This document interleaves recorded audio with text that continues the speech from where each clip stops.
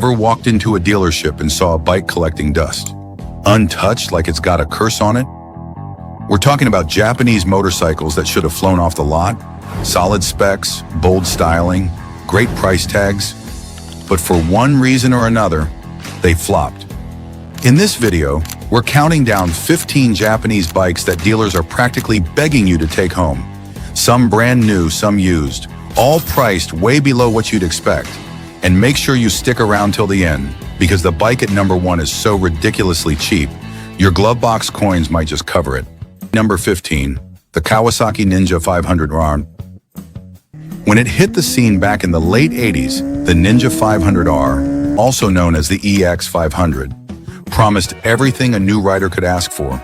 Sporty styling, a forgiving ride, and enough punch to make the freeway feel fun.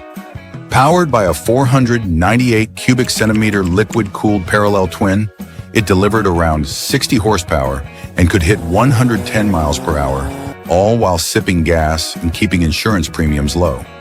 It was built to be the everyman's Ninja, comfortable enough for commuting, fast enough for canyon carving, and cheap enough to undercut its rivals. In theory, it should have dominated the entry-level market. But while the EX500 was mechanically solid, it never shook its training wheels reputation. Riders who wanted the full sport bike experience often skipped it for sexier options, while beginners sometimes found the styling too aggressive. And with minimal updates over its 20-year run, the Ninja 500R started to feel like a relic, stuck between eras. Still, it earned a loyal fan base. Today, you can find decent examples for under $2,000, and if you're lucky, even closer to $1,500. That's a steal for a bike that delivers on basic thrills without biting back. Not flashy, not famous, but definitely not forgotten. From budget sport bike to baby cruiser, our next ride proves you don't need muscle to make a statement. Just enough attitude to turn heads at a red light. Number 14, the Yamaha Virago. Originally launched as the Virago 250 and later rebranded as the V-Star 250, this little cruiser was Yamaha's way of saying, you don't need a big engine to look cool. With classic low-slung lines, a real V-twin engine, and a seat so low you could flat-foot it in flip-flops, it promised the full cruiser experience without the intimidation. Its 249 cubic centimeter air-cooled V-twin pushed out around 23 horsepower, paired with a 5-speed transmission and carburetor-fed fuel delivery. Not exactly a rocket, but that wasn't the point. This bike was built for beginners, short riders, commuters, or anyone who wanted Harley vibes without Harley weight or wallet pain. So what went wrong? Not much, really, unless you needed highway power. The Virago 5-Star 250 was perfect for city cruising and backroad fun. But throw it on a fast interstate or add a passenger, and it started gasping for air. That said, for what it was meant to do, it over-delivered. On the used market, they're practically giving them away, sometimes as low as $1,500.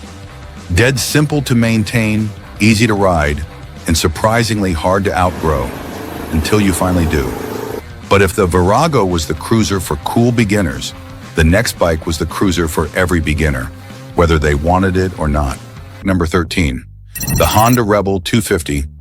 Before the sleek Rebel 300 and 500 hit showrooms, there was the CMX 250C, the original training wheels cruiser.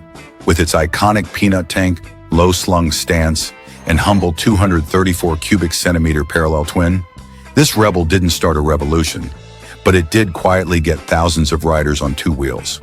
Honda built the Rebel 250 for one reason, to be the easiest possible way into motorcycling. It weighed about as much as a backpacking trip, offered a seat height so low you could park it with your knees, and delivered power in soft, manageable doses. Its 5-speed carbureted engine made around 16 horsepower, barely, but it would get you to work, to school, and back with a smile. But time caught up with it. As newer bikes offered fuel injection, disc brakes, and actual acceleration, the Rebel 250 stayed frozen in the past. For many, it was good enough, but never more than that. And in a world moving fast, good enough became left behind. Today, pre-2015 Rebels go for $1,500 to $2,500, depending on mileage and care. They're still a great beginner bike, If you don't mind adjusting a carb and kicking the tires on 20-year-old suspension, the Rebel 250 might have been easy to love, but the next bike, it was easy to ignore. Until you actually rode one. Number 12, the Suzuki GS500. For decades, the GS500E and its fair sibling, the GS500F, were the quiet workhorses of motorcycling. Not flashy, not fast, but always there, patiently waiting to be someone's first ride, commuter mule or weekend escape.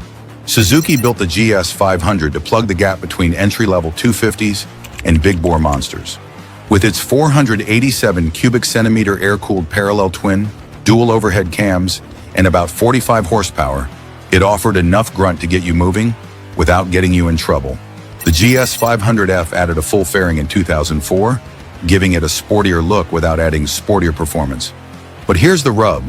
While it promised practicality and ease, it also promised zero excitement. Riders praised its comfort, neutral handling, and low running costs.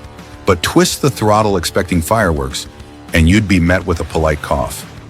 Compared to rivals like the Ninja 500R or Yamaha's FZ6, the GS500 just felt boring. Market-wise, the GS500 was a slow burner. It never skyrocketed in value, but it earned loyal fans who loved its DIY simplicity. Today, used models go for $1,100 to $2,500, depending on condition.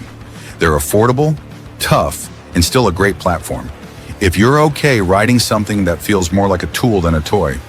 If you found this list interesting, hit that like button and subscribe. We've got more exclusive insights coming your way, so don't miss out. If you've ever dreamed of riding through the woods, hopping back onto the road and then commuting to work, all on the same bike,